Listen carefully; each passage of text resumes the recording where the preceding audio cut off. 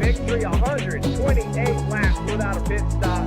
Donnie Kite's gonna get through it all and score his first career win. Saturday Night Racing League throwback at Charlotte goes to Josh Adams.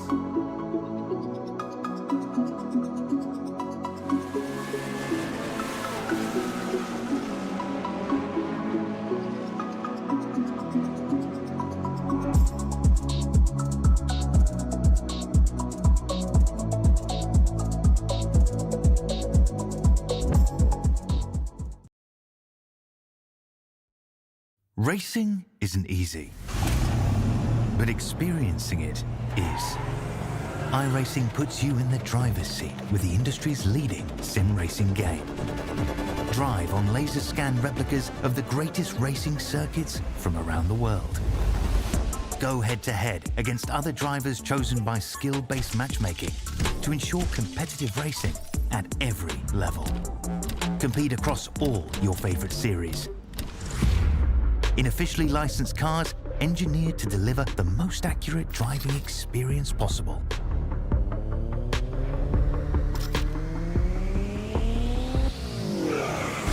Join a race or host your own with players from across the globe. Race against the computer or in a league with friends. Feel the thrill behind the wheel. Visit iRacing.com. Chapman's been around for 32, almost 33 years. You know, it's a great company. We've built it from 10 people not all that long ago to 32 people today. We continue to grow. We're hiring people all the time. If there's one thing that I could do, like before my time is up at Chapman, it is making sure that we've built a company that will stand the test of time. And my goal as the current owner of the company, or one of the owners of the company, is to ensure that we can pass the ownership of the organization on to the next generation of people coming up the ranks today.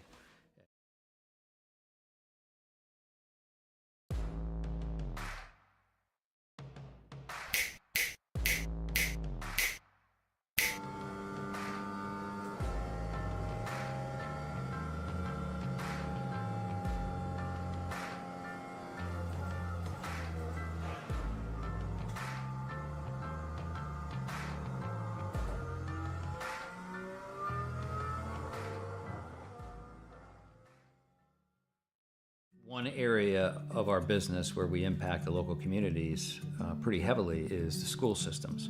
So we work for school systems all over the northern part of the state of New Jersey.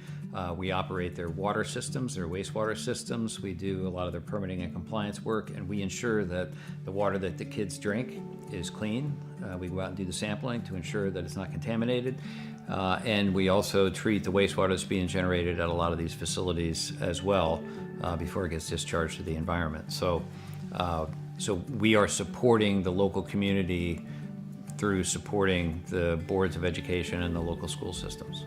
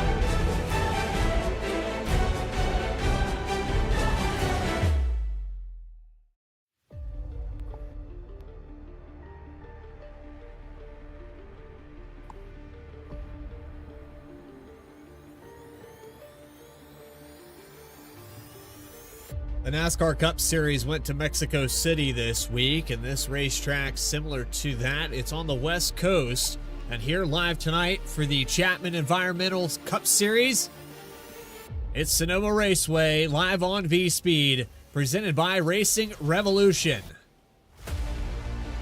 Welcome in, everybody. It's the Per4mance Motorsports 138, live from Sonoma Raceway. I'm your host, Bradley Cooper, alongside Alex Gagnon. And Alex, I gotta say, this racetrack has seen a number of changes on the iRacing service, and this Cup car, it's gonna change everything. Good luck figuring it out in the first 10 to 13 laps.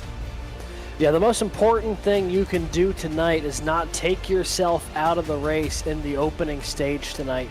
The new tire model that went into effect last week is going to be really interesting to see how it plays out on this road course, especially with some of these heavy braking zones throughout this course. Be really interesting to see if people are going to keep it anchored down tonight or if people are going to run too far and end up in the ditch.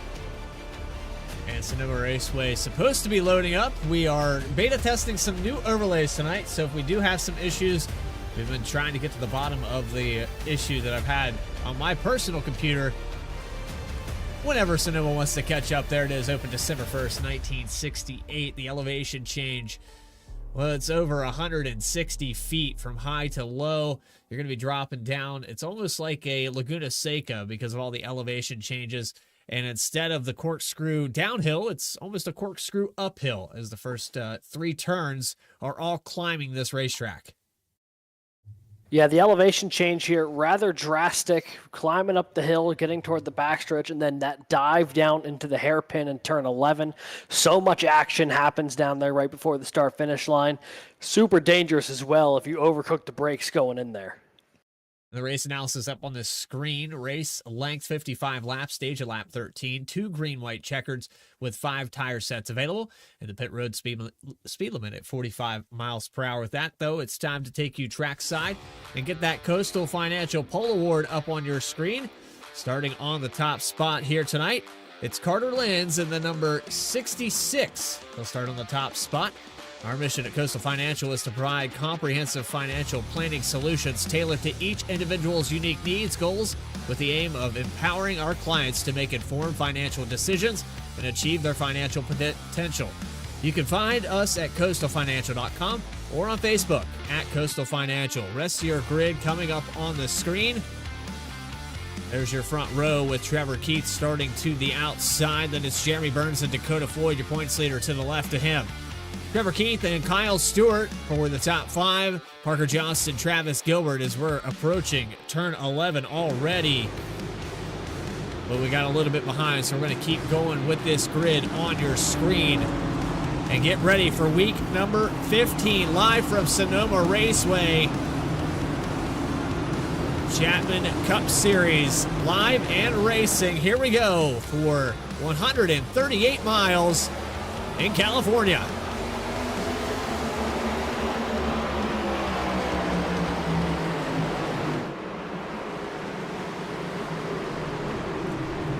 And already problems in the back of the field. This might trigger a yellow.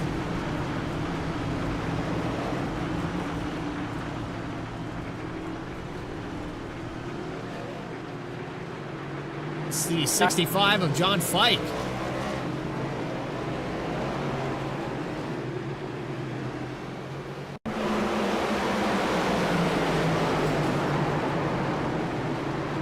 Orlando's involved, the 14 of Bennett.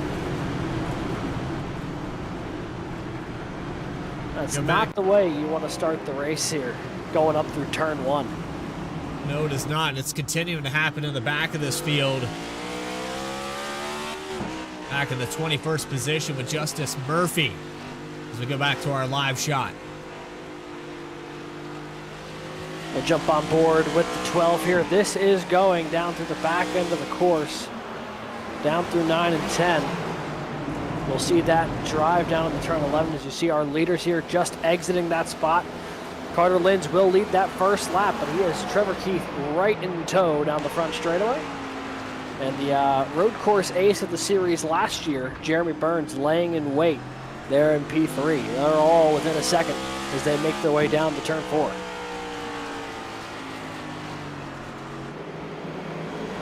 So by the time the 12 of Justice Murphy got out of turn 7, Lenz was already exiting turn 11. That's how far and spread out this track has already gotten. 23 seconds back to Christopher Schaefer. John Fike is 17 seconds back. He's back in traffic now. Got the tires back underneath of him. But thank goodness we have a competition caution with this stage, because some of these guys have damage already, and the 12 hits the wall. That was Trevor or Justice Murphy right in front of Fike that almost got into him. Yeah, that was almost really bad there. I mean, obviously some damage, but that could have collected quite a few cars. It's really tough to adjust your angle coming out of that corner if you're not prepared to make a sudden movement. And the 53 of Rob Rader right behind him. Rader has some front end damage. Hit the back of the 13. Rader got even more damage on that front end. Fike dodges it. But that's just a bounce off of a car, and it's going to happen all day.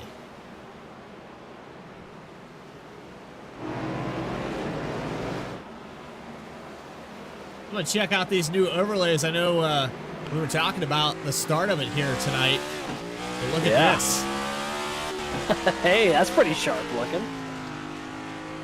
Telemetry I'm on the learning race this in car real key. time as the folks at home, you and I are seeing this for the first time at the same time. So my reactions to this are the first impressions. But tell you what, Trevor Keith, it's a cool little way to see what's going on onside with him. And there's TK wheeling it around here right now, currently sitting in P2. Had a runner-up finish last year at Sonoma. He lost that one out to Jeremy Burns, but put together a really strong run to kind of jump-start at the back half of his season last year. I'm sure he's looking for a similar performance here tonight. Absolutely, and he's trying to keep pace. We talk about road course ringers, though. Jeremy Burns just behind him here as we continue to ride on.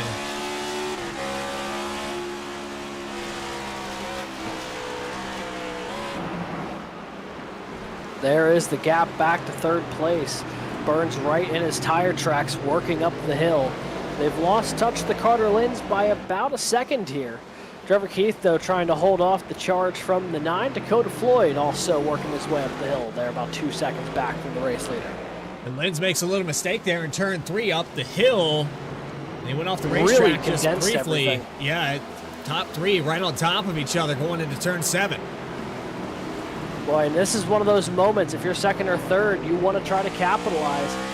Carter Linds, a very fast driver going right and left. You got to take every opportunity presented, and you can see how quickly that gap accordioned the moment the 66 made one step wrong.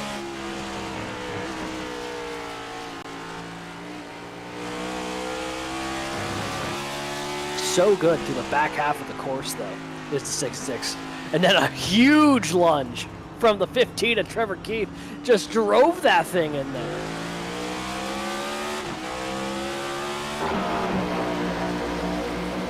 Keith thought about it. He looked to the left. 4 laps complete Nearly now got him, from too. Sonoma. This is halfway through the stage, and they're already taking stabs at each other. Yeah, the opening stage, I believe, only 13 laps, so it will not take long for them to come down pit road for what could be the only stop of the day, really, barring a full course yellow. So this is prime opportunity to try to get some track position before then, and you can see how much they are going for it. This is off the back bumper of Trevor Keith right now. This is a mirror full for that Metroplex number 9.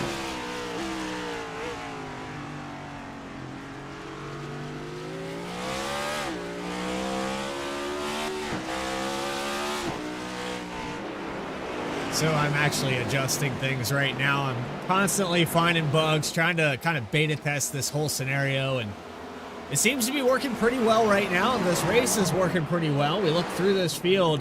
There's a battle here for the top 10 with Jacob Sirkovich and Tyler Harrison looking off the back of the 45 at Sirkovich. Yeah, this is going down toward that hairpin in turn 11. Huge opportunity for Sirkovich here. He's close enough. He could take a lunge at it. Going to settle in right behind the 45, though, through turn 11. Got to get a nice exit off. Harrison will hold on to that 10th spot for now. That is the last position that'll pay any stage points here in just a handful of laps. So, a very valuable place to be right now if you're Tyler Harrison. Parker Johnson and Kyle Stewart for the 6th position. Stewart also on offense. And that 10 car looking pretty fast here as they go up over the hill for turn 5, 6, and 7. Gotta wonder how many new names we're going to see up here in the top 10 consistently tonight, as long as they don't get damaged. Yeah, that's the thing. You know, road courses throw a really interesting challenge to the drivers. You see some people just really get it, and then some drivers really struggle with it. I mean, also, you can just take a look at the field. I mean, we're already spread out over the length of a minute. And the lap here is only a minute 15, so Carter Linz and company could be running into lap traffic here in just a handful of laps with the way this field is really accordioned out. I mean, there's already 7-8 cars that are already half a minute off the pace of the race leader. Before that point, you also have 3 guys within a second still battling for the race lead, so, you know, there is a lot to keep track of on top of it right now. So you take a look here, this is first, second, third still on board with Jeremy Burns. Qualified third, he runs third so far through the opening 7 laps. So there it is, and now we can put up those starting positions on the left-hand side of your screen. Then you can see the positions gained / lost here. Top 5 has not changed hands at all. And again, learning more things in real time as we see a change for position. Burns to the inside, and a crossover through turn 7. They're going to go side by side through the S's. Oh, and how's this going to work? It gets real narrow through here. Trevor Keith just bullies his way past. Reclaims that second spot. Jeremy Burns going to sit right back, look to that right-hand side again. He's going to have inside positioning, maybe? No, just a little too far back. Now all that is much to the glee of Carter Linz up there. He opened that gap up to 1.2 seconds. And they were within a half a second when they made that move back in turn 7. Yeah, Linz loves what he's seeing in his mirror as he catches up to Christopher Schaefer. Wants to make quick work of this 23 car here on lap 8. Only 6 laps left before that stage break. 23 car not in a great place here. Oh, did the 15 get a piece of him, or was he able to get it slowed down enough? I think he got it slowed down enough, but man, that checked up the 15 bad. He lost a little bit of time there. We're going to see up this hill, he makes a lot of ground up on Carter Linz, but then it equalizes. Whatever he had made up goes away, and it's right where the 23 of Schaefer just kind of had a weird exit here to turn 2. Yeah, he was trying to stay under the 66, and oh, the 15 thread the needle to the inside there around Schaefer, but man, that's the thing, you know, when you start dealing with lap traffic on the road course, the leaders get so used to running, you know, up front, running at full speed, running with people in that same rate. And when you get to a small oval, you know, like a Martinsville or a Bristol, you come to expect having to work through lap traffic. At a road course, it's far less common, especially this early in the race. So really kind of snaps all your consciousness awake. And you're like, all right, got to figure this out. Otherwise, this could be a day ender before I even get going. On board here with Jeremy Burns, driver the number 9. Telemetry on the screen now as we ride around with Burns. Top 3 still right on top of each other. Linz just trying to defend. He had all that ground and he's giving it all back. It's down to 3/10. Yeah, his lead has fluctuated anywhere between about 1/10 of a second to 1.5 seconds in the opening part of this run. And they continue anytime the 66 gets some distance, even with the battle going on for second here between Keith and Burns. They continue the reel him in. Oh, huge contact. The 15 was backing up the corner a little bit. The 9 tried driving it in deep. Huge disagreement between those two on where to enter that corner. Huge contact. So for Trevor Keith right now, it's a matter of how many times do you want to take that? Do you let the guy go?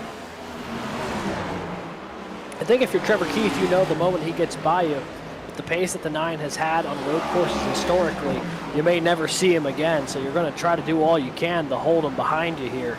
At least that would be my approach to it. There's a little side-by-side. Up top on there is Trevor Keith, driver of the 15. Lower side is Jeremy Burns, driver of the 9. It's not an intentional one, but it does work, and it does look good. I'll tell you what, these guys just doling it out.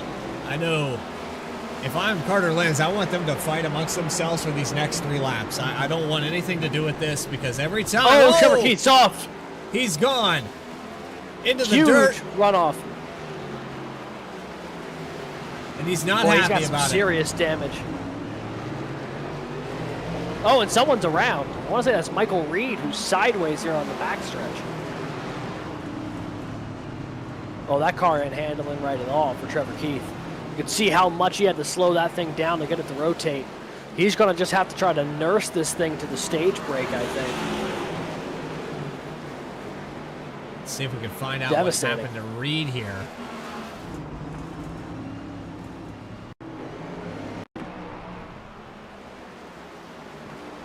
He was already scored one lap down and already made a stop down pit road. It had not been a particularly kind start to the 91. But then something happens here at this right-hander coming up next. So he's following the 7 of Joe Gioia. And I think maybe just got a little too on the throttle coming out of the corner. Those curbs can really upset the balance of the race car when you're not pointed straight forward. And even just tapping the throttle when you're on one of those curbs, if you're not pointed the exact direction you need to be, it's very easy to have what just happened to Michael Reed happen. Now battle for the lead in the final corners. They're going to go through the S's side by side. We've done this once before. Lynn sideways. Burns trying to take it for the spot with 2 laps to go in stage number 1. He'll take it. He's got it for now, but the 66, you have a feeling he might try to drive it in deep going into 11. Burns trying to get some separation here. Did not get a ton of it there through 10. The 66 going to drive it in to turn 11. Almost got to the rear corner, but not going to be enough. Burns going to hold on to the hairpin. And is going to be able to put some distance on Linz here just before the stage break. And, you know, previously we saw Jeremy Burns take it down pit road before the stage break. He didn't really have a lot of pressure. He'd pull out, you know, a couple seconds ahead of this field, and then he would just throw away those stage points by coming down. But then on the reverse side, he would have fresh tires, and he would come back on this racetrack with the lead in that clean air. So you're kind of seeing a different strategy now because he never got to the lead before lap 12. He's not going to be able to run away with this. I highly doubt the 9 car comes down in pits like we've seen previously. Yeah, it's also, especially with how close it is, I mean, at this point, you know, I think next time they'll go by, pit window would already be closed. So, you know, the 9 may just try to run this thing out, take the stage points to go with it. And clearly he's got some good speed under the hood today. If he gets stuck back in traffic, I'm sure he'll be able to work through it. So they'll go down. They're catching up to Trevor Keith here. This is pretty critical. You know, Keith trying to just keep himself in contention. You know, and he's got Brandon Richardson just ahead of him. So these 2 cars, I mean, they'll be fighting for that free pass spot. Burns will have 1 more lap here. This could really put the driver of the 15 in the hole here. He had such a good car to start the day, but this has now become a very perilous situation. Yeah, we're trying to fix some things here simultaneously while this is all going on. And so if you are witnessing some rather confusing things happening on your screen right now, just know that this is by design. We're definitely breaking things here tonight. We're testing it in real time. Yeah, not exactly what I wanted to do, but there's Jeremy Burns as the white flag is out for the stage. Looks like he's going to wrap it up here. There he goes. Richardson lets him go. Now the free pass car. Keith now would not be getting the free pass should the caution come out in this exact format. Reed way off course into the wall. He's already scored a lap down, though. Linz might get 1 more crack at it here into 11. Not going to be quite enough, though. Coming off turn 11, driver of the 9, Jeremy Burns, going to pick up right where he left off on the road courses, and he will claim the opening stage of the race. I don't know if it counted him. Yeah, I think it did. I think the timing loop gave it to him there. And we'll watch back here with Michael Call, Jacob Sirkovich just behind him, coming across the line now. Stage complete. Robinson. I think Robinson stole it from Sirkovich there right at the line. Stage winner Jeremy Burns led 3 laps. Took the lead over on lap 11.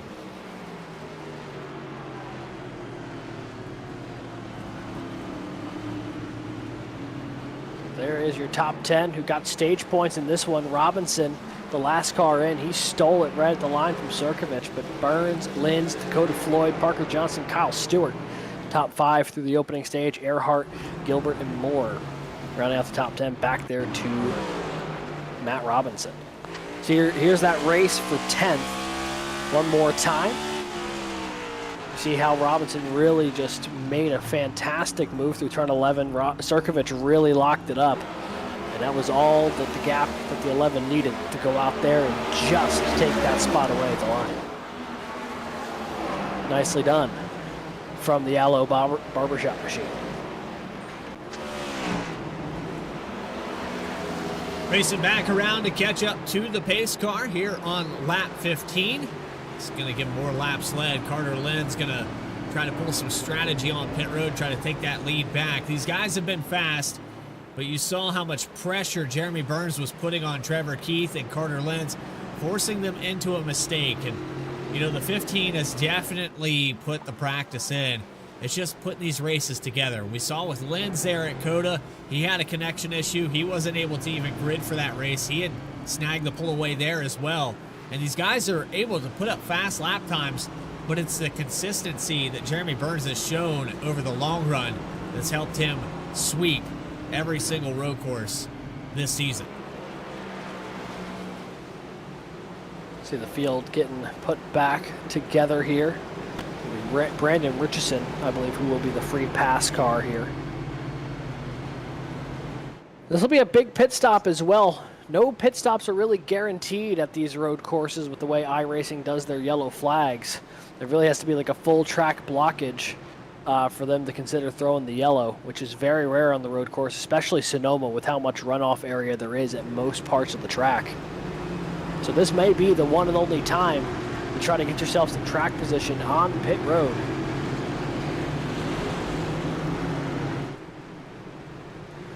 And there come the leaders. Burns and Linz are in, as are everybody else really on the lead lap, going to be making their stop right now.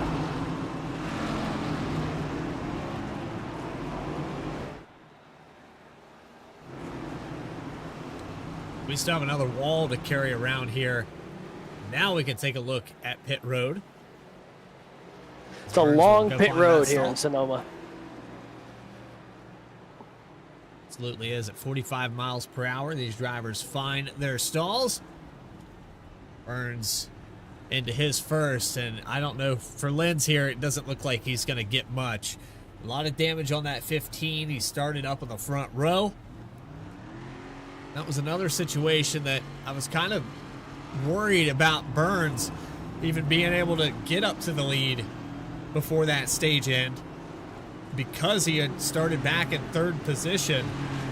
Maybe that situation would have been different had he had the pole. You probably would have saw him do what he's done at every other road course. Yeah, I think that would have been a pretty fair assumption, but you know, the beautiful thing about this sport is that strategies have to change in real time, whether or not you have the track position you want or not. And didn't seem like, at least for the Nines case, he had it until way late in the game, forcing him to take the same strategy as the rest of the field here. So everyone going to be on equal scenarios as they get ready to go once again. Looks like no changes in that top three. Don't go anywhere. We have more coverage of the Chapman Cup Series live on V-Speed. The Per4mance Motorsports 138 for week number 15. Quick commercial break. We'll be back.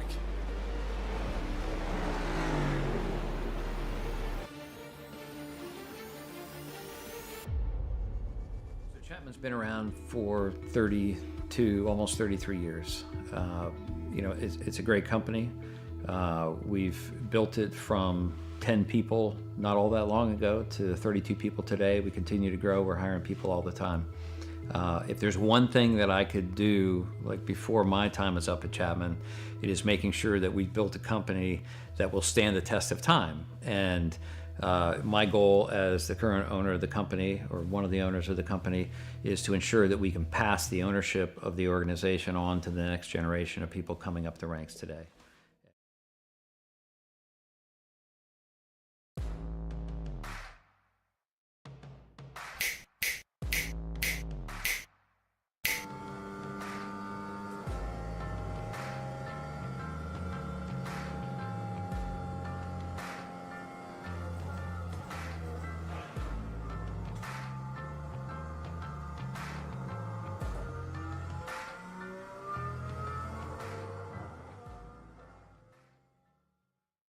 One area of our business where we impact the local communities pretty heavily is the school systems. So we work for school systems all over the northern part of the state of New Jersey. We operate their water systems, their wastewater systems. We do a lot of their permitting and compliance work, and we ensure that the water that the kids drink is clean. We go out and do the sampling to ensure that it's not contaminated. And we also treat the wastewater that's being generated at a lot of these facilities as well before it gets discharged to the environment. So we are supporting the local community through supporting the boards of education and the local school systems.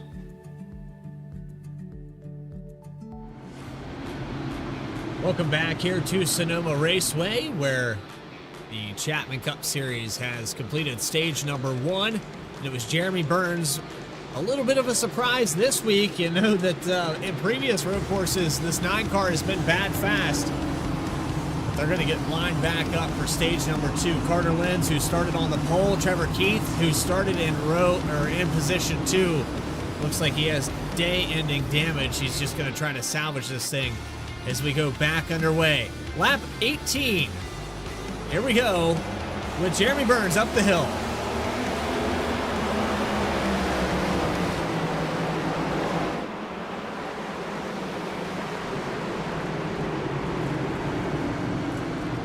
Top spot very much up for grabs up the hill there, Alex. They're going to stay side by side. They're going to touch doors into turn 4.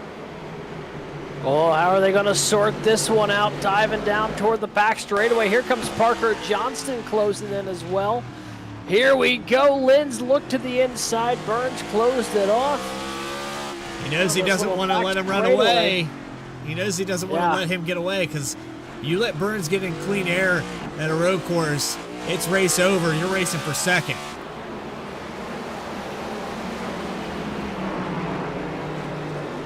Here comes Parker Johnson in that 48. A little bit of action deeper in the field. There's Rob Rader bouncing off the door of Al Likens.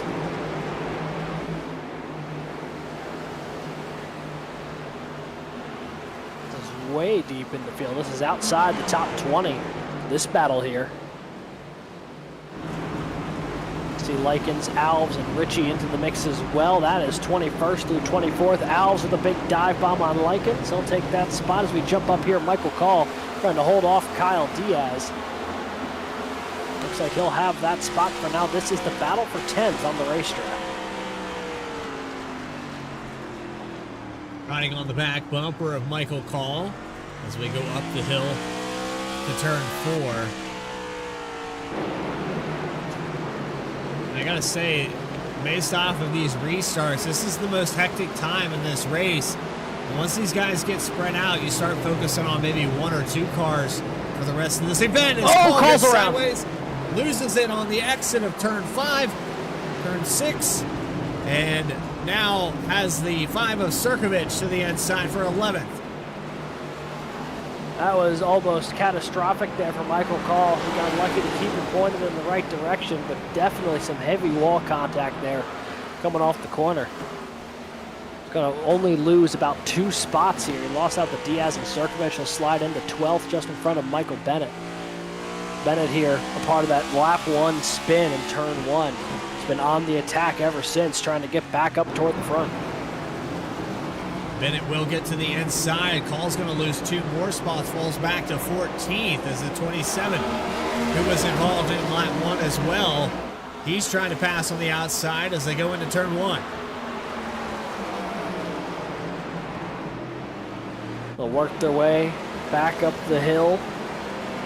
Let's take a look here. That is Erhardt and Kyle Stewart. That's the battle for 5th. Their Erhardt's got it. Kyle Stork trying to take it away as they roll in the 4 here. Nothing going there for Stewart. He got a huge bit of the curbs as they track down into turn 7. Just going to be able to try to make up some of that lost ground.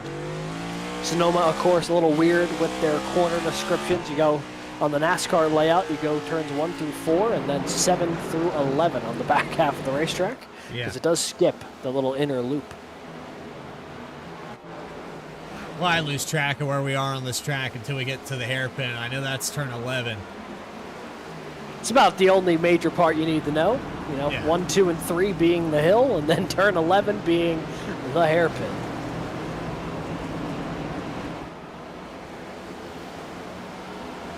We look through 20 laps. We got some pedal cameras too, as well. 20 laps into this race, complete. We'll find this guy with the pedal cam. It's Grant Turner. See if we can get his point of view. Look on board with the 39. You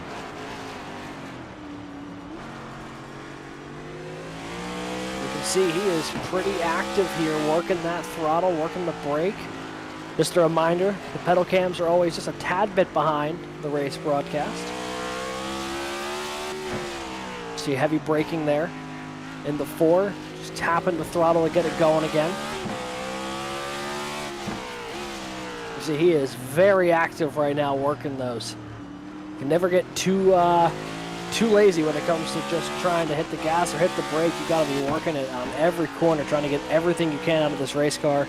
That's what Grant Turner's trying to do right now. Currently running in that 16th position as they work their way through the S's down toward the hairpin.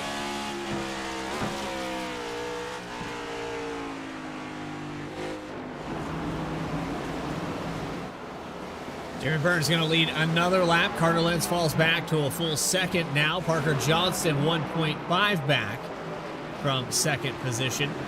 And the closest battle on the racetrack right now as it sits is amongst this drivers between Caleb Gilbert, 14th position, Alex Forget-Berube off the racetrack. He's sideways. Oh, big spin. And a dodge Turner here for the 39. Yeah, Turner had to go through the grass to avoid him. Forget locks it down. He's going to slide in here behind Likens in the 23rd spot. As you see Grant Turner now right back on the attack, trying to take away 15 from John Pike. Yeah. Watch this. Another look here. I mean, he took a shortcut, and Fike's going to get around, and watch him dodge this 19 car. Wow. That could have been so much worse. Heads up driving there from Grant Turner. Let's see if we can find the 19, what he's losing it again here after the fact. Bad lap to be Alex Forget. We jump on board here. He's already out of sorts there. Boy, yeah, that just started rough and continued to get bad there for the 19. Just didn't quite attack the first part of the uphill the way he wanted and just could not get that thing settled down.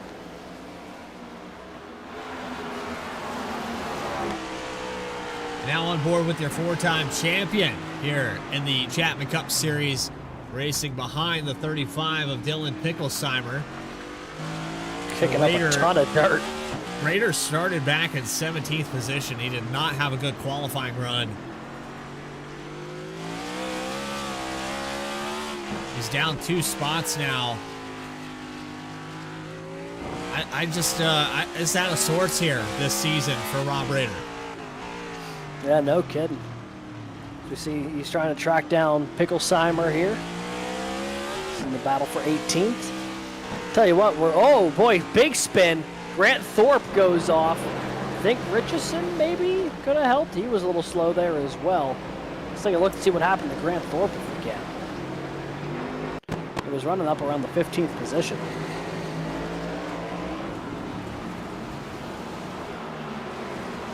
There he makes his move into turn 7. I think he's going to go off all on his own here. Yeah, he certainly does. Richardson was already slow. Grant Thorpe just lost it going through the S's.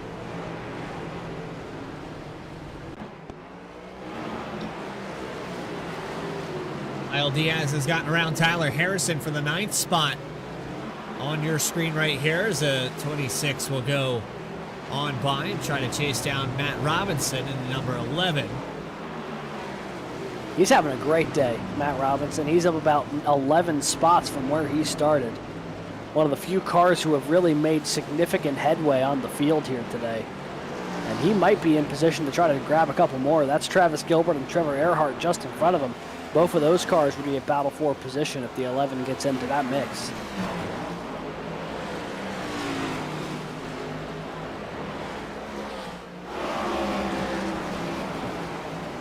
Oh, big send.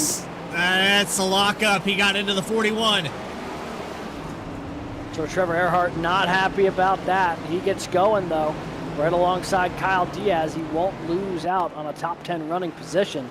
I mean, look at how far back the 22 decided to try to send this thing in. I mean, from this angle, he's at least about 3-4 car lengths back. Got a decent run through 10, but I mean, he is so far back here. And yeah, just gets in, tags the 41. Just enough to get him sent around. On the 22's defense there, he was showing inside, and the 41 kind of closed that door. That's a risk you take of closing off there in the hairpin.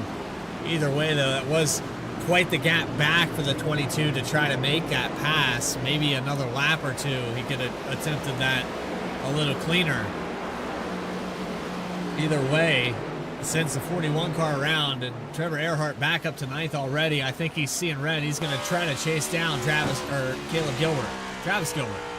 Yeah, 22. If he can get back to Travis Gilbert, I think we might see another big send only from the 41 this time.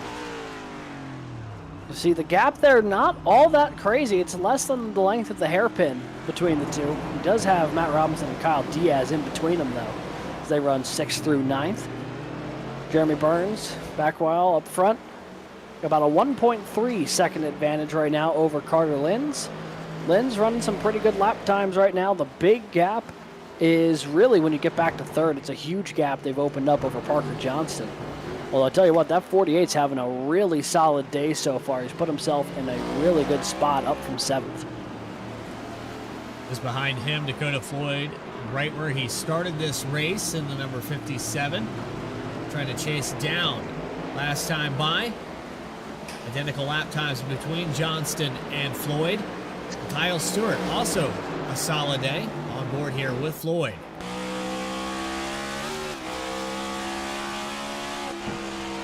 Yeah, on board here with the 57. A bit of a quiet day so far for Dakota Floyd. While other cars have gained and lost ground around him, he started 4th, is still running 4th. And maybe we're going to make a little bit of headway there. The Parker Johnston 48 locked it up through the hairpin. I don't think he can set his eyes too far forward because he is getting a mirror full of Kyle Stewart right now. That number 10 car starting to make some forward progress as well. He's having himself a decent day. There's the last lap times. The last time around for Jeremy Burns. 1:15.344. Linz a little bit faster. He is catching him a couple tenths here.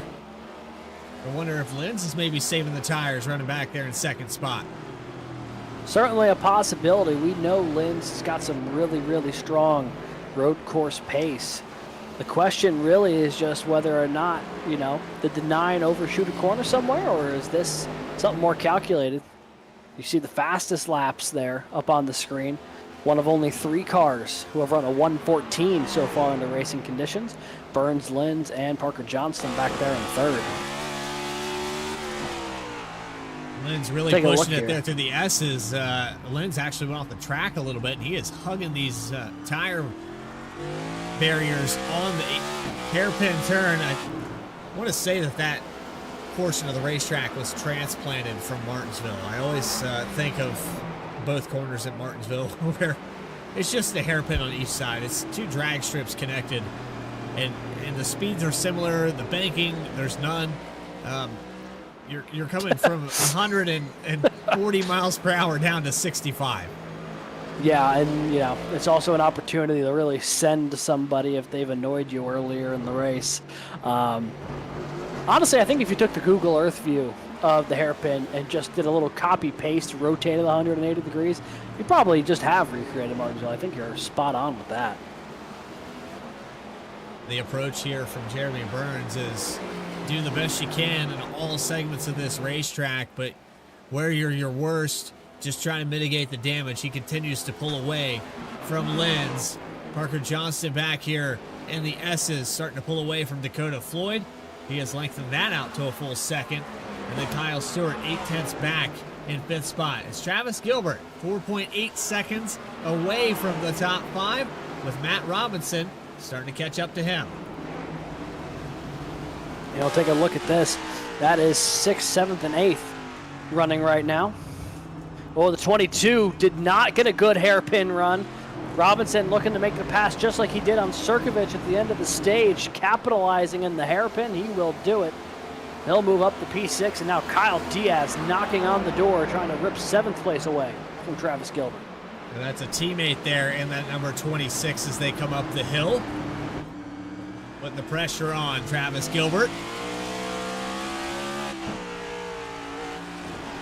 Gilbert will hold on to the spot for now, back to 7th for the 22. Oh, big slide out of 3A there from Robinson. Going to give Travis Gilbert maybe a look here into turn 7. He's a little far back, but we know he likes to drive it in deep. Not able to capitalize there, but here comes Diaz. Does he try to make a move through the S's? I don't think he will. I think he's a little too far back, but we'll jump on board here with the 26, just absolutely annihilating the curbs through the S's.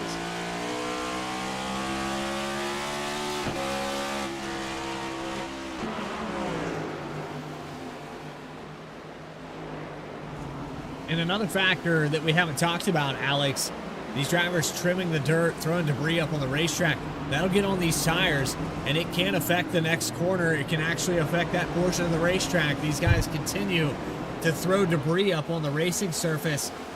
If you're 7th, 8th back right now, you're getting all kinds of debris every single lap versus the guys that maybe are familiar with where all of that is placed because they did it.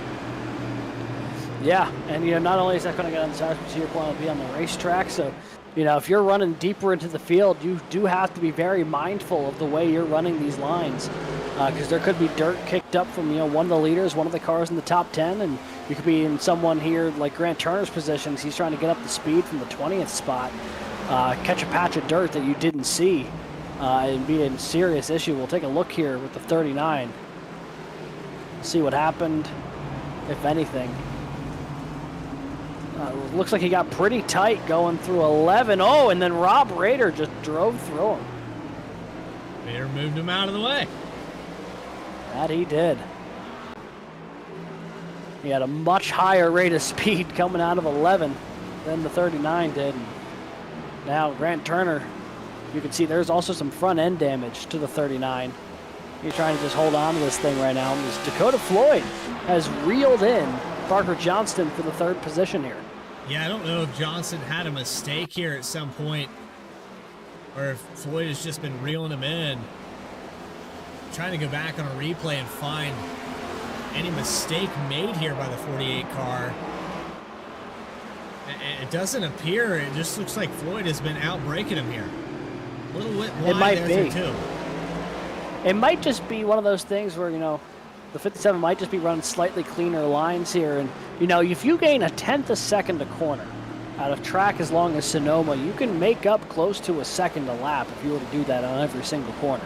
And I'm not saying that's what's happening here, but all you need is to be a little bit faster, a couple of corners in the same lap, and you can really make some decent headway.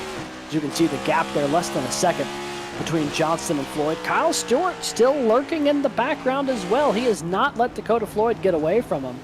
For as much as we're talking about the 57 catching the 48, that number 10 car right in the mix as well. Johnston locked it up through the hairpin. Floyd going to try to capitalize here to the start-finish line.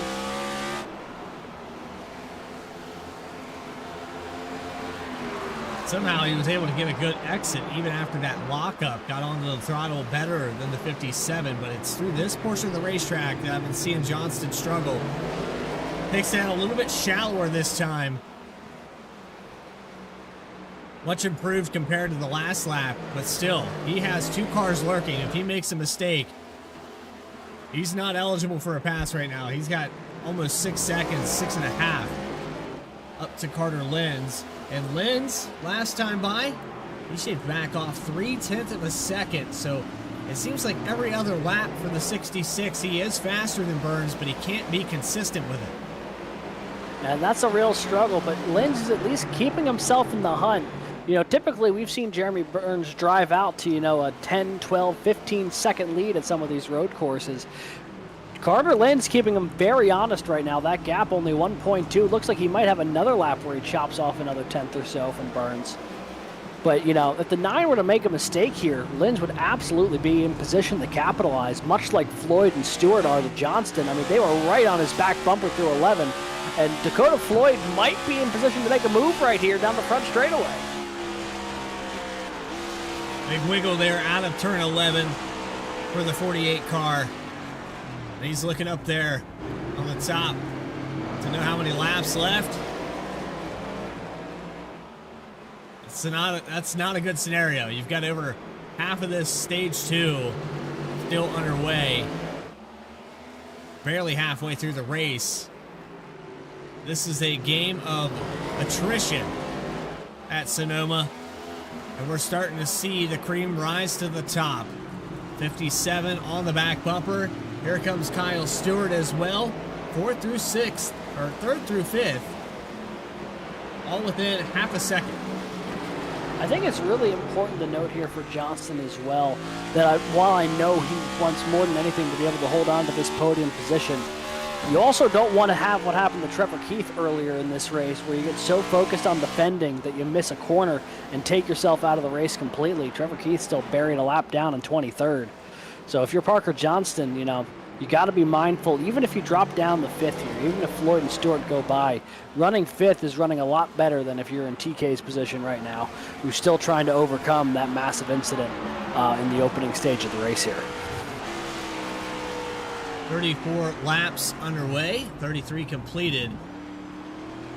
Heavy on the brakes for the 48 of Johnston. He has been taking that turn 3 very wide. Looks like a handful at this point. Yeah, Floyd might have an opportunity here into 7. Oh, So he got look. a great run through 4. Yeah, Floyd's going to, I thought he was going to take a peek to the inside. You could tell he's thinking about it. You know, he knows very Kyle patient. Stewart's right behind him. Yeah, how patient can you be, though, if you're Dakota Floyd, with Kyle Stewart lurking so close behind you? You know, if you don't take that opportunity, the 10 very well might.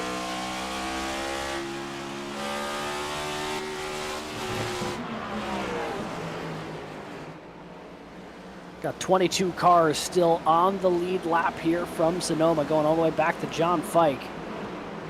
See here, this battle 3rd through 5th continues. Oh, huge lockup for Johnston, way out to the tire wall. Both of them are going to, or at least Dakota Floyd's going to get by. Kyle Stewart not able to capitalize, but he's now right on Johnston's back bumper. Boy, you got to imagine the brakes on the 48 must just be on fire right now. It's not over yet, though. No, it is Johnson took a not. stab. Ultimately Stewart cost gets him. by. Kyle Stewart going to capitalize. Does this battle settle out now? And an early exit here for Trevor Keith. Pulls it behind the wall. Brandon Richardson, Jacob Sirkovich, Christopher Schaefer have all left the session. Parked in the pits right now for Justice Murphy. Joya still putting laps down. He is 8 laps down. He'll stand to gain some positions now with Richardson out of the race. Tell you what, a fun battle is emerging here just behind these guys. 7th on back through 10th is starting to get a little freight trainy. Travis Gilbert, Kyle Diaz, Michael Bennett with a huge recovery after that early spin. And then Kevin Orlando Jr. running in that 10th spot, also caught up, I believe, in that initial spin. Huge recoveries for both of those guys. Yeah, 27 car has definitely recovered his day, and Kevin Orlando going to send it to pit road right here.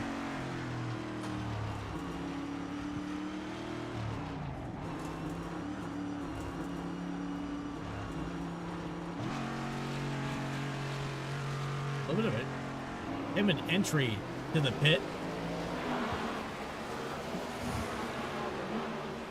Boy, that pit stop timer for Justice Murphy was not a number I was expecting to see. No, it is not. He's been in there a minute. I think actually that might be more than several minutes. Yeah, but either way, Kevin Orlando. 27 laps. Kevin Orlando Jr. going to get his stop done here. 4 tires and fuel. For the 27, he's back out onto the racetrack. Here comes Rob Rader as well. Green flag stops underway.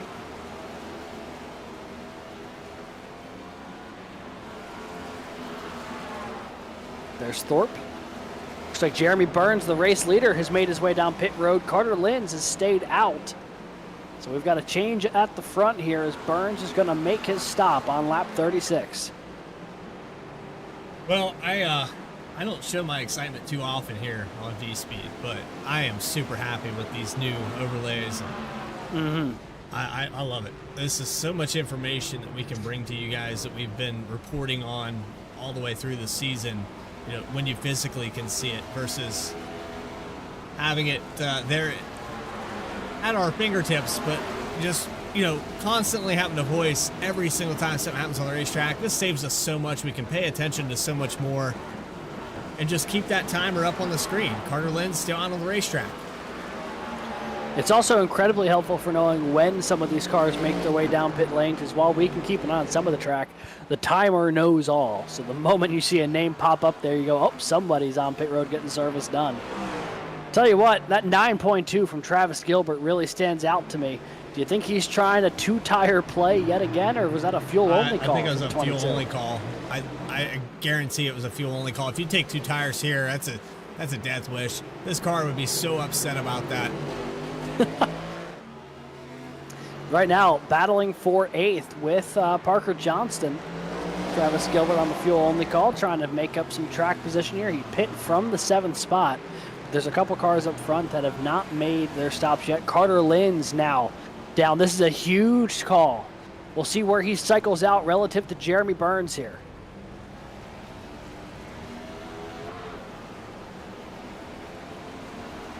This is going to be... Oh, yeah. Here comes Burns now. He made up a ton of time on pit road. Linz is just now getting out. Looks like Linz is probably going to end up losing about 2 seconds on pit road, Bradley. That's a huge gap. And it might just be that one extra lap that Linz had put on the old tires, but boy, it really seems like the 9 just made up a ton of time on pit entry and exit. Down the way here for Tyler Harrison. He's probably going to wrap up the tail end of this pit stop fiasco. 9 of Burns has the 77 of Thorpe in the wall again. Turn 7 has not been kind to Grant Thorpe tonight. Watch him lock it up here. He's sliding. Just got a huge bit of the curb there. And right here, he just locks it up.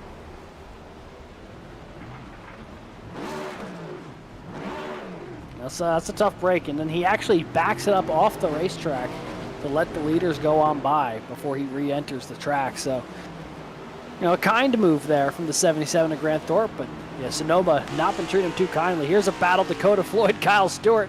You thought we were done with that from the pit cycle? Absolutely not. Kyle Stewart still hanging on the back bumper of Dakota Floyd. I think the 57's tired of seeing that bright green car sitting in the mirror lap after lap. I mean, he's been seeing it. He's had him as a teammate for quite some time. And when you come to places like this, Stewart thrives. I think for the most part between these two guys, it's Floyd coaching him through a lot of the intermediate ovals and the 2-milers. And then it's Stewart maybe giving pointers. I don't know exactly what the deal is here, but yeah, I would say he's probably tired of seeing that 10 car clogging up that mirror. And I think Kyle Stewart's probably tired of seeing Dakota Floyd in front of him here. Because you have the 91. Have no doubt. You see there, Michael Reed trying to get that thing collected. It's been a tough day so far for Michael Reed. A 91 car currently scored in the 22nd spot, 3 laps down. Through attrition, he has gained several positions on the racetrack, but certainly been a frustrating day for Reed, I have no doubt. A couple of off tracks here, a couple laps down, just trying to get to this thing, done in one piece. Or off the racetrack again. I'm trying to find who that was. It's Justin Ritchie in the 55. And he went way off there. Still off the racetrack. He's trying to get it back on. I almost wonder if he was trying to re-enter the racetrack at a point where the dirt wouldn't be clogging up the racing line. If so, that'd be incredibly kind to the 55. But yeah, just locked it up. He was out of sorts and went sliding big time into the dirt.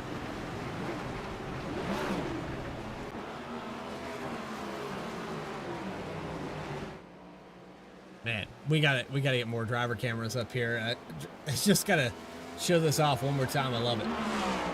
I mean, yeah, it's gorgeous. You get to see the timing tower, the telemetry of the driver himself, and the car on track. It's a ton of information at your disposal for everyone watching at home as we take the onboard shot of driver number 9, Jeremy Burns, the race leader, currently ahead by about 2.4 seconds over Carter Linz. Tell you what, Linz made up a bit of time there on that outlap. He was over 3 seconds back when he first left pit road. The 66 has reeled him in just a little bit and has refused to let Burns get too comfortable up there. I mean, a 2-second lead is significant, but it's definitely very easy to overcome if the 9 has an off track somewhere. We're sitting around 10 to go, and for Linz right now, it's a matter of you got to put a consistent time down. You can be faster for 1 or 2 laps, but you have to be faster every single lap and watch that gap shrink and flow. It's 14.56, so a minute 14.56 for Carter Linz. It was 0.3 slower last time by. I don't know why I'm telling you this. We can just go ahead and put it up there on the screen. Still getting used to that. The power of information at our disposal. Tell you what, Kevin Orlando also ran a 1:14 back there in 9th. He's on a bit of a heater right now. He's the 3rd fastest car on the racetrack as of the last lap. And he's caught up to Michael Bennett to come by the S's. 3 more corners left to go, and the 27 looking for 8th position on board. Oh, and he's going to get a great run potentially here into 11. Bennett looking to defend the inside. Maybe an over-under move from the 27. Took a peek to the inside. Not going to get it done that time. Really slid it out off of 11. Bennett going to hold on to 8th for now. They go by Nick Alves, I believe that was the car on the inside. He's had a tough one so far today, hasn't he? Yeah, absolutely. He started back in 20th position. Has heavy front-end damage on this 24 KLD machine. 21st spot right now for Nick Alves, 1 lap down. And he is in 4th position compared to the cars that are a lap down. Alex Forget-Berube, the free pass car, but we're not going to have a caution. That yellow did not come out for the track getting clogged there at the beginning of this race. It's pretty much guaranteed that they're spread out enough. It's not going to happen now. Yeah, the only way I can see it happening is if someone were to clog the track right in front of the leaders. But even that I would deem to be unlikely at this point. We take a look here. That's Rob Rader in the 53, continuing to try to grind this one out. Some significant left front damage. Does the 53. So does that 39 there ahead of him. Those are the last 2 cars on the lead lap right now. 16th and 17th as they run, and potentially going to be lapped here by Burns and Linz in a minute. And I'll tell you what, keeping an eye on that timing tower, Bradley. Carter Linz is starting to cut into the deficit a bit.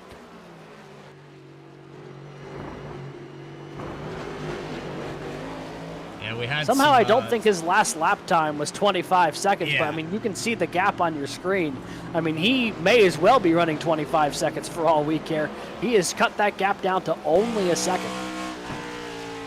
little bit of blinking issues there for Carter Lenz. Last time by was a 1:14.335.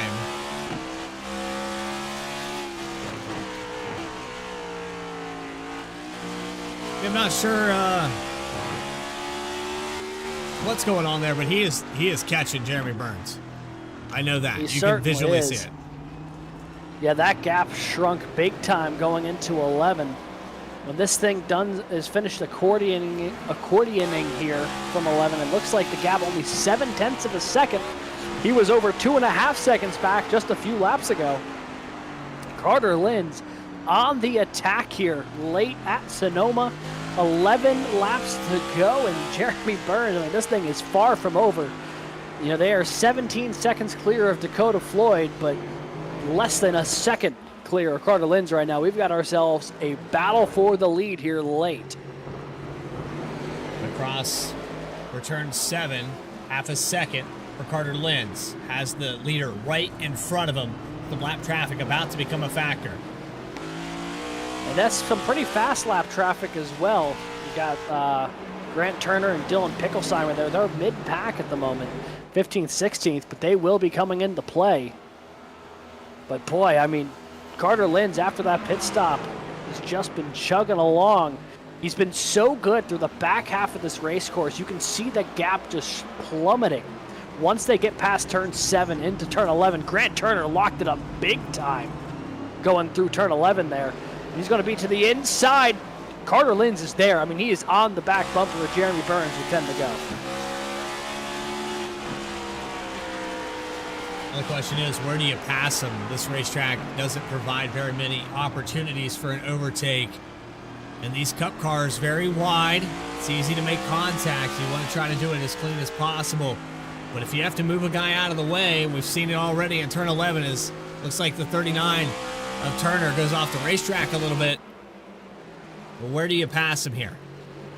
I mean, if I'm Carter Lenz, the past couple laps, the advantage that the 66 has had is right here, from turn 7 down through the S's. I think your best chance is to make a play in the turn 11. Burns seems to be equally as fast, if not a little bit quicker on the front half of the race course. But here is where the 66 has been so good the past several laps. You see that gap continue to shrink more and more here. As he goes through turn 10, he's been so good at that part of the racetrack. And, you know, even closer now to try to make a lunge, gets right there in turn 11. Obviously, Burns is probably not going to let him have the inside. But that's where Lenz has the most momentum. That's where I think he's going to be trying to set something up. The other place you could really look to make something happen is maybe catch him sleeping going into turn 4.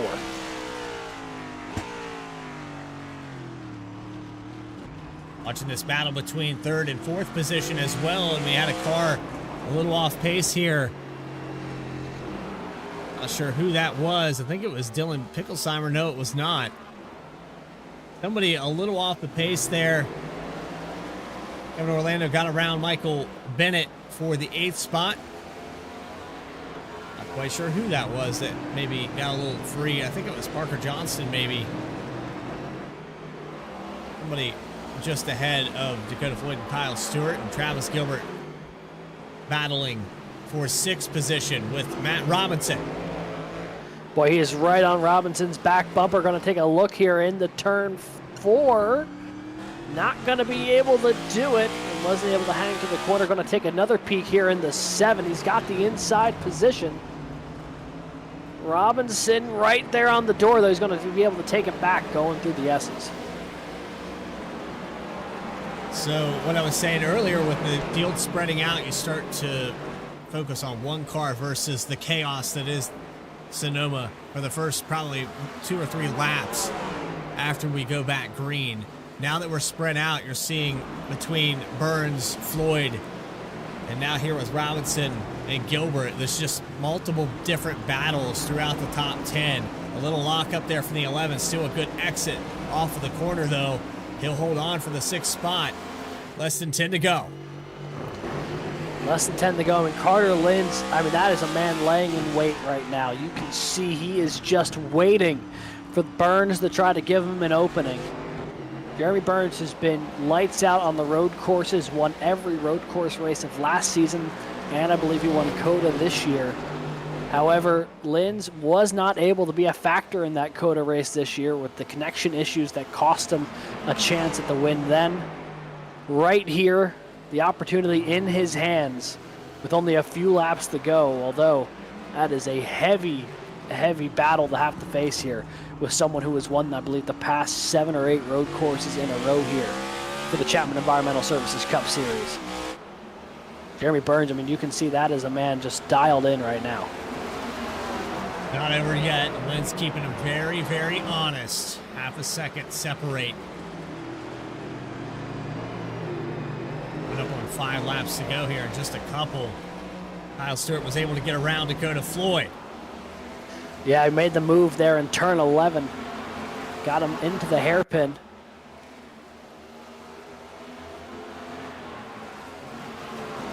Take one more look at it here. This is how Kyle Stewart put himself into a podium position. Got a nice little run off at turn 10. Took a peek to the inside and just was able to wrap the corner better than the 57 did that time. And now car number 10 up to 3rd place. Not over yet for Kyle Stewart, though. He has to play a little defense here into turn 7. Boyd's not going to give it up easy. No, he is not.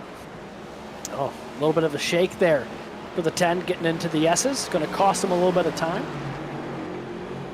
Floyd, though, not able to pounce through the S's. That's a really tough place to really try to make something happen. Would he make a move here into 11, though? He got a great run through 9. He's probably a little far back, but he's going to try to drive it in, see what happens. Wrapped it tighter than the 10 did, but Kyle Stewart's still going to be able to hold on to that 3rd spot for now. Battlefield lead has backed off just a little bit, a couple tenths. Got up over half a second there. It was down to just a couple. I think for Linz, it was, yeah, he caught up to the 9, but trying to pass him cleanly. And he could be going back on conservation mode. You know, Burns has probably been conserving his tires, and Linz definitely conserved what he had to catch up to him. Was it too soon to try to chase down that number 9? We'll see who's got what left in the tank here. They are closing in, potentially on lap traffic before the end of this one.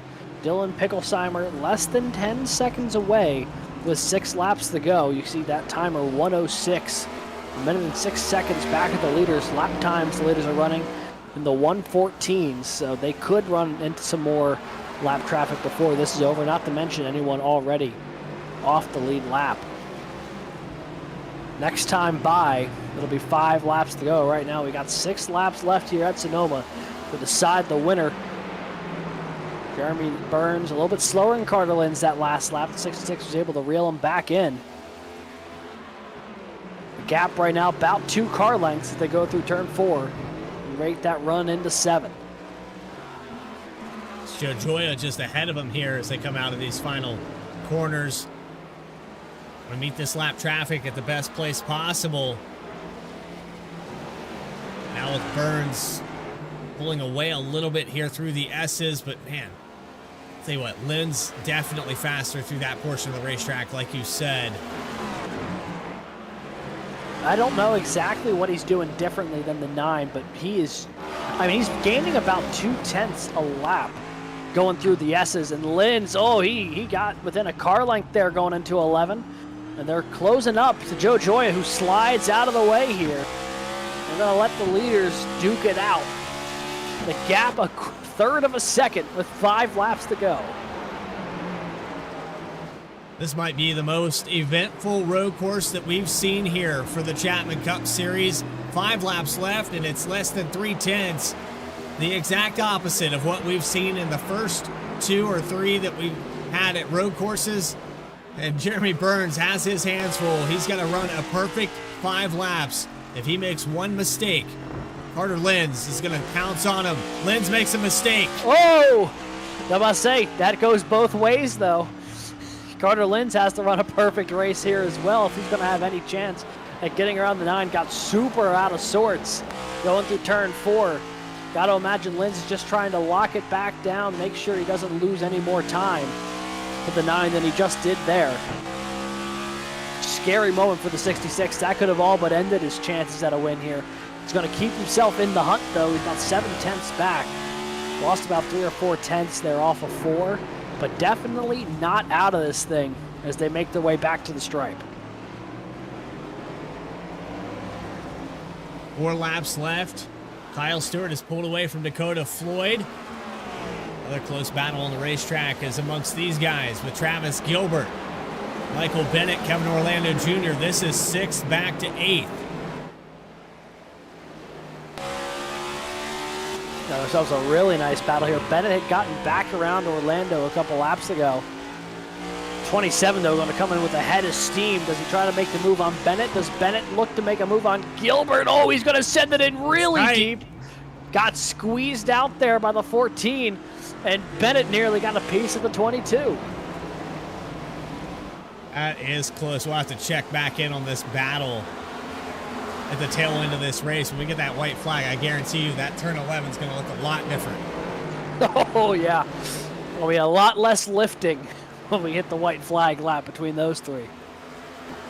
Meanwhile, up front, Jeremy Burns just trying to hold on right now. Carter Linz applying quite a bit of pressure up at the front of the field. He's gotten it back to 3/10. Here's a lunge from Linz. Oh, got within half a car length that time. Burns is sweating. I can see it here. No, he's not. He's calm. This guy's hiding the emotions. He's just got 3 laps left to do it. 3 more laps around Sonoma. Carter Linz a 1/4 second back. And at this point, when he's that close, any high braking zone could become a dangerous area. Turn 4, turn 7, turn 11, even going into turn 1. You see there the gap, about a car length and a half. Burns back to Linz. Nick Alves getting out of the way. Everybody letting this unfold. A fantastic duel at the front to decide tonight's winner.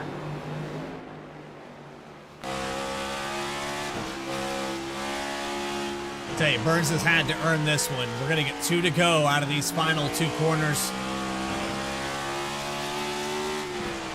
That's road course race that we've seen here, the Chapman Cup Series. I'll say it every single time that we see the action at Chapman Cup Series. It's good, but this one might take the cake.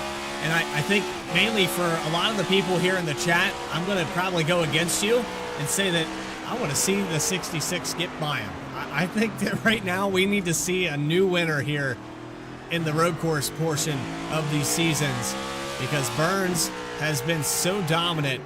We need to chalk it up. He has over 13 wins if we're turning right. So it's a guy that just knows how to do it. And I'm watching this unfold, man. It doesn't matter which of these 2 take it.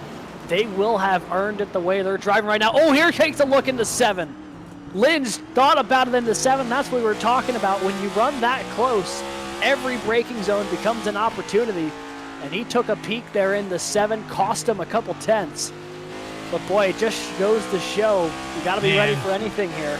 And he lost a ton of speed going through the S's there with that move in the 7. Yeah, now he's set himself up to where he has to have a perfect final lap to even get back to him.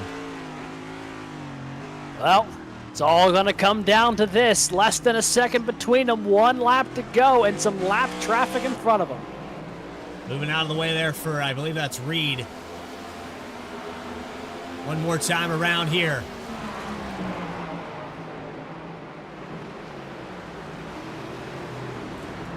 White flag. Presented by Erhardt Homes. With our new overlays that not quite working out, we'll get that fixed as well. Watching this telemetry, this lead battle. Does Caleb Gilbert get out of the way? Yes, he does. He's going to let Burns go by. Here we go into 7 for the final time. Lins has basically made up the ground he lost from a lap ago. He might get one more crack at it here into 11. I think that's where you're going to see it. He's going to send it into 11, and whatever happens, happens.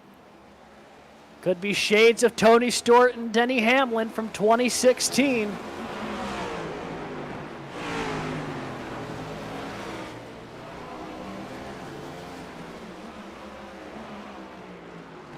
How deep does Lins try to drive it in? Whatever it wasn't enough. Up the final corner for the final time, Jeremy Burns gets stage 1, and now he's victorious. The sweep at the road courses goes to the 9. And boy, did he have to grind out that one. Easily the most competitive race he's had to win here in the past season and a half on the road courses. Carter Lins kept him honest every step of the way. And taking a look at this last battle on track here, there's Kevin Orlando Jr. He got around. Rolling on ahead. He got around Travis Gilbert. Kyle Diaz looking to potentially make a move here into turn 11. Does the 26 try anything here? Thought about going around the outside. Not going to be enough, though. Looks like Gilbert going to hang on to that spot. Oh, he got way sideways. And Kyle Diaz going to take it at the line over Gilbert. This is why the 27 was ahead. It's happened back on lap 52.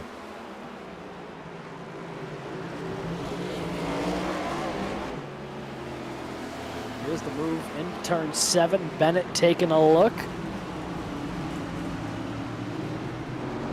Oh, yeah, Gilbert, big time loose. Oh, and he tagged Bennett as well. Man. Bad luck today continues for Michael Bennett right at the start and right at the end of this race.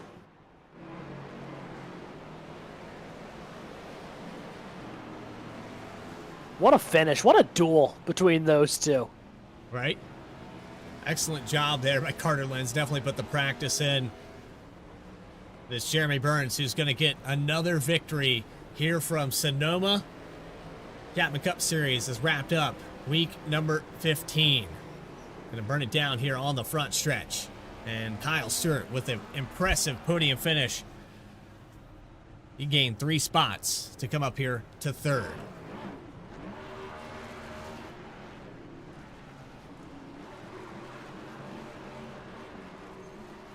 Tell you what, it's been a long time since I feel like I've had that much fun on one of these road courses, Bradley.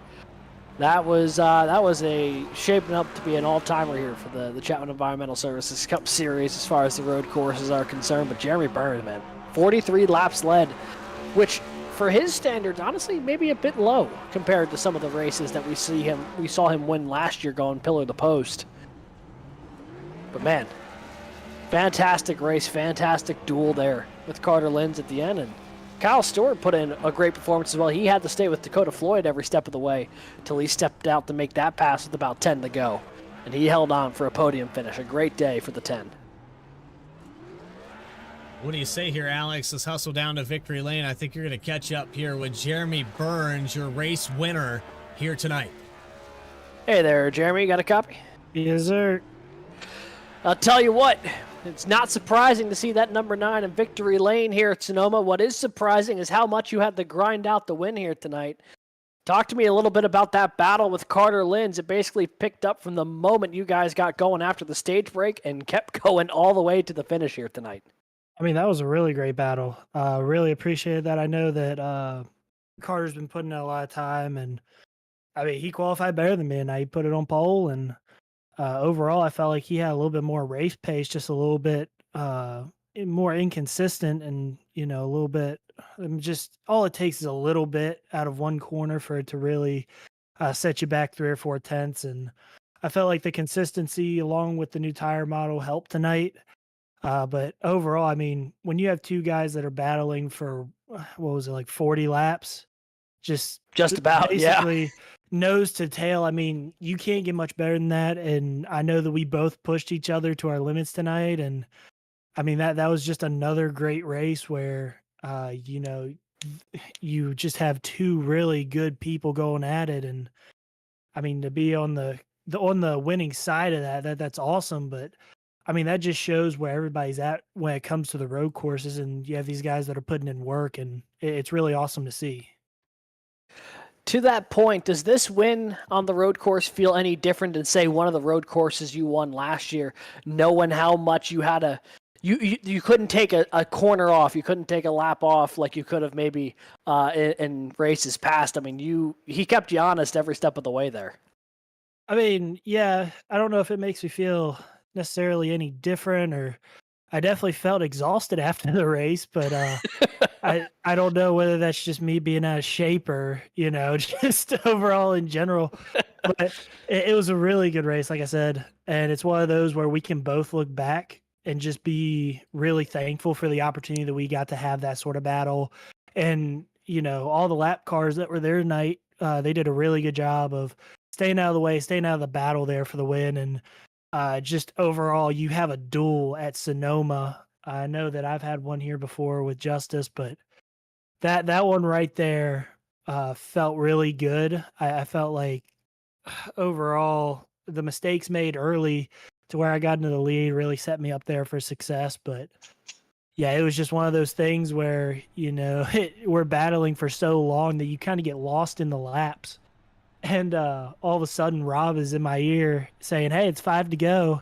It's time to, really pull away if you can." I couldn't really, but just at a blink of an eye, all of a sudden you're 5 to go. But you don't really know that, right? Because you're nose to tail, and that's all you're focused on. And you can't even see the interval. You just see how close he is in your mirror. So it was definitely one of those races where you're just so focused, and it's a lot of fun when you have races like that. And knowing that both him and I are going to come out of this race a lot better, and knowing our limits when it comes to the new car, the new tire model, new aero, new everything. Yeah, it was a ton of fun up here. Let me tell you, we were having a blast watching you guys battle out there. Jeremy, though, another win, adding to that points lead that you've got. Got to imagine you're feeling pretty good about that. Anyone that you're trying to shout out here tonight on your Sonoma victory?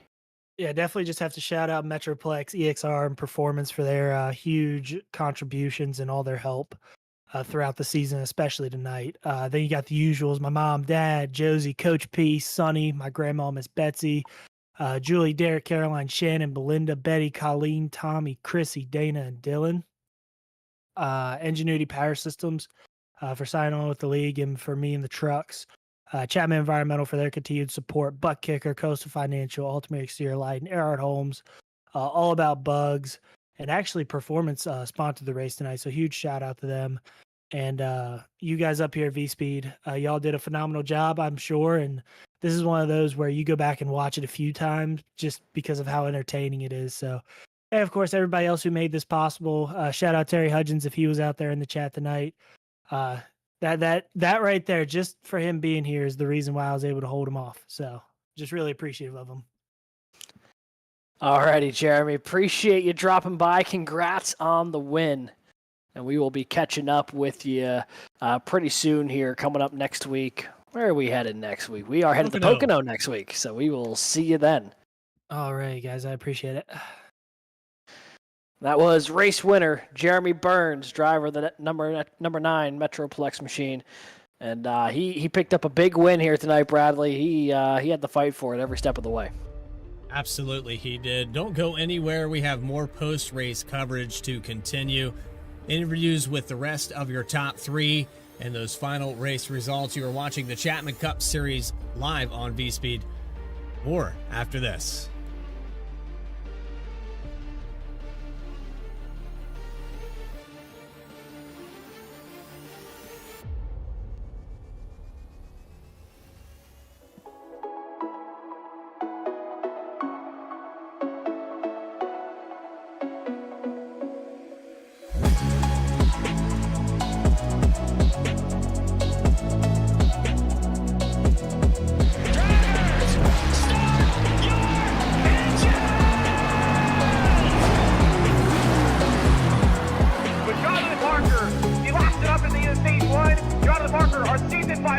and Bryce Shoemaker is going to take the victory 128 laps without a pit stop. Donnie Kite's going to get through it all and score his first career win. Saturday Night Racing League and throwback at Charlotte goes to Josh Adams.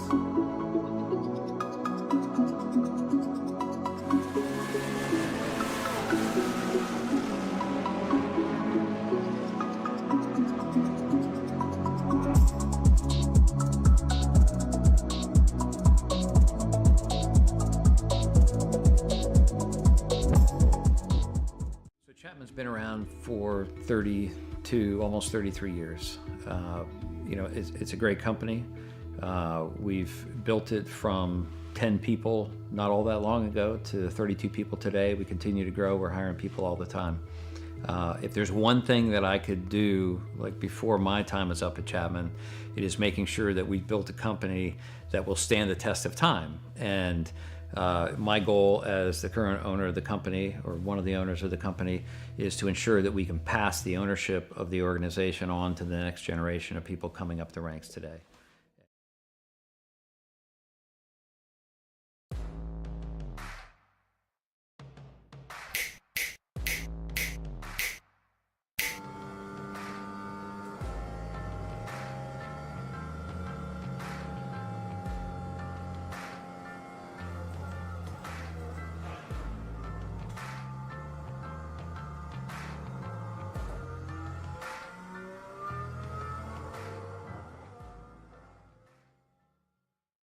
One area of our business where we impact the local communities pretty heavily is the school systems.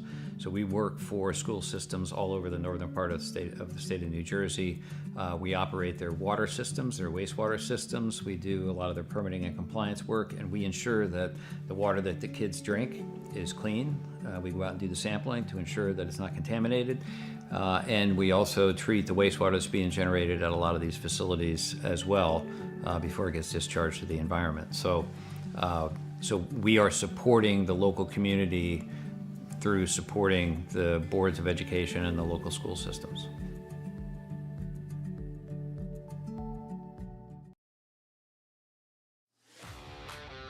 Welcome back here at Sonoma, where we finished up week number 15. Jeremy Burns, a little bit more surprising than that, getting the victory. Carter Lenz all over the back bumper for those final 15 or so laps, getting down to less than 100th of a second at one point, taking a peek to the inside in turn 7.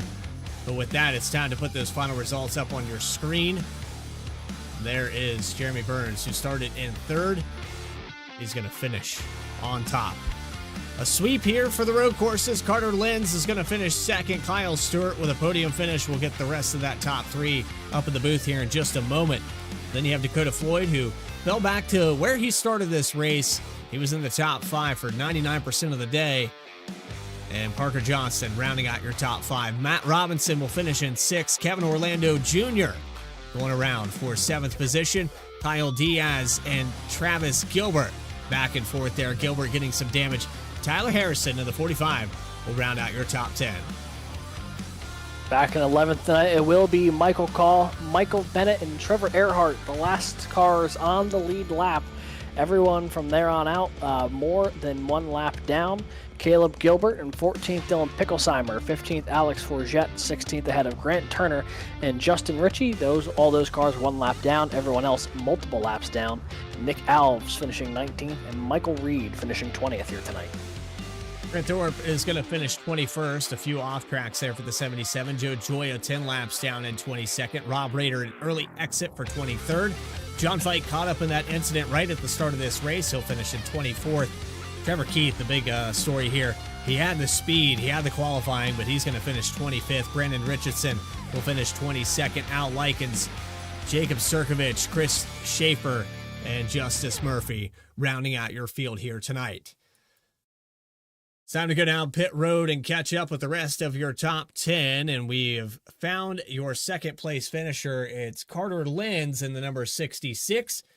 And Carter, I got to say, a phenomenal job. You definitely put the work in this week. I don't know what it would have taken to get you around that 9 car, but you were there multiple times. I think it was just a matter of move him out of the way at this point.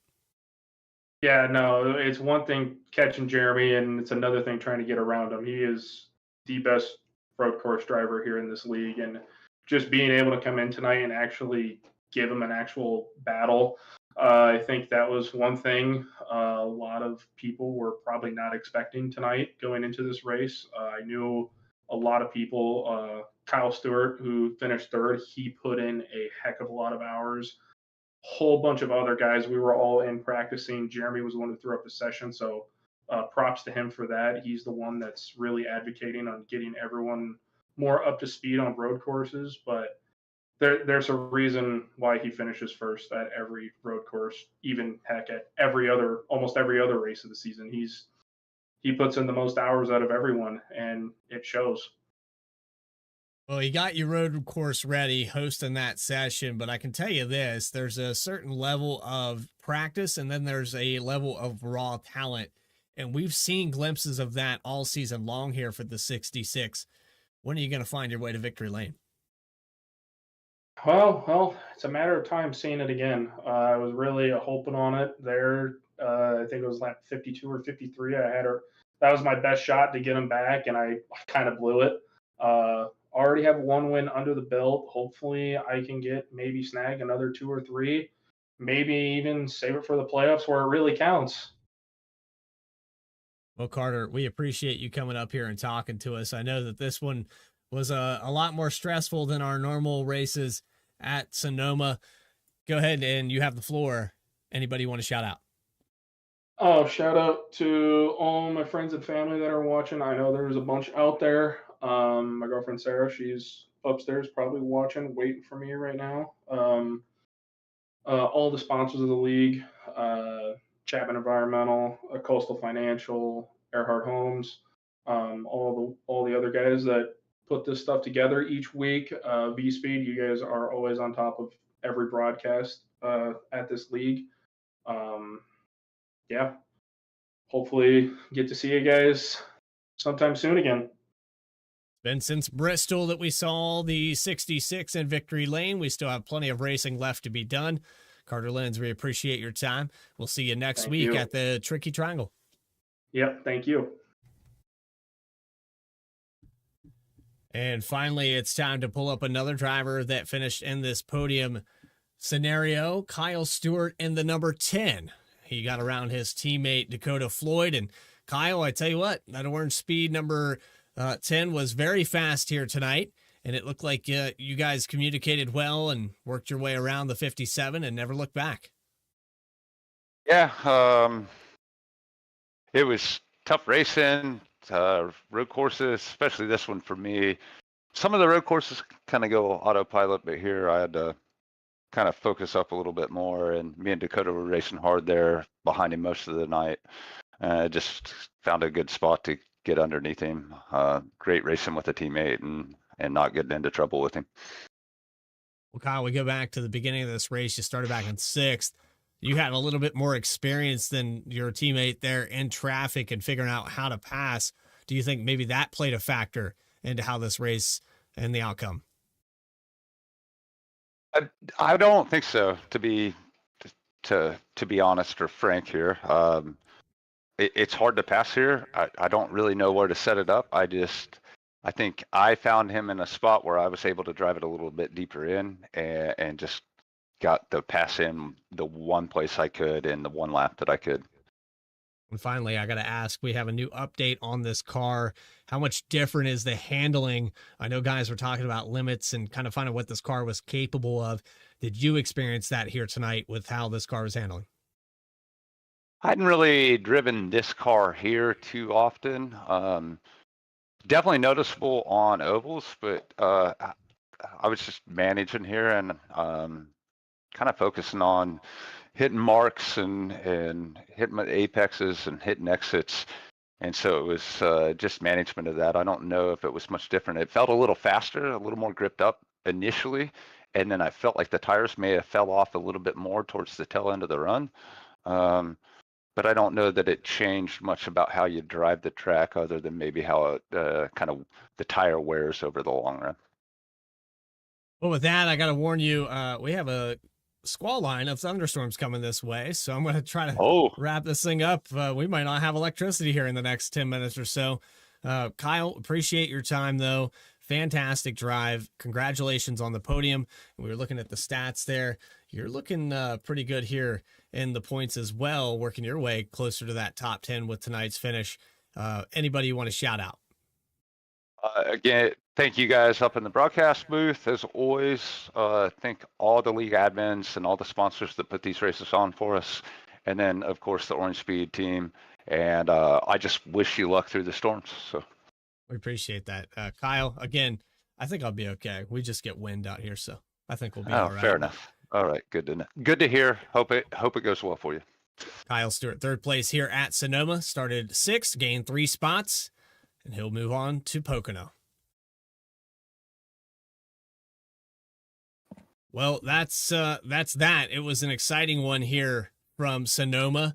What a fantastic race. Any recap, any final thoughts here, Alex, before we move on to next week? I'll be honest, this is about as entertaining a road course as I've seen, not just in the Chapman Environmental Services Cup Series, but really on iRacing as a server in my brief time as a broadcaster over the past couple of years. It's tough when you have 2 evenly matched guys on the road course, and that's exactly what we had here tonight. It was a ton of fun. Hope you enjoyed tonight's action as we get ready to go to the Tricky Triangle next week. You can tune in at 8:35 p.m. Eastern Time. Pocono Mountains for week number 16, June 25th, here on V-Speed.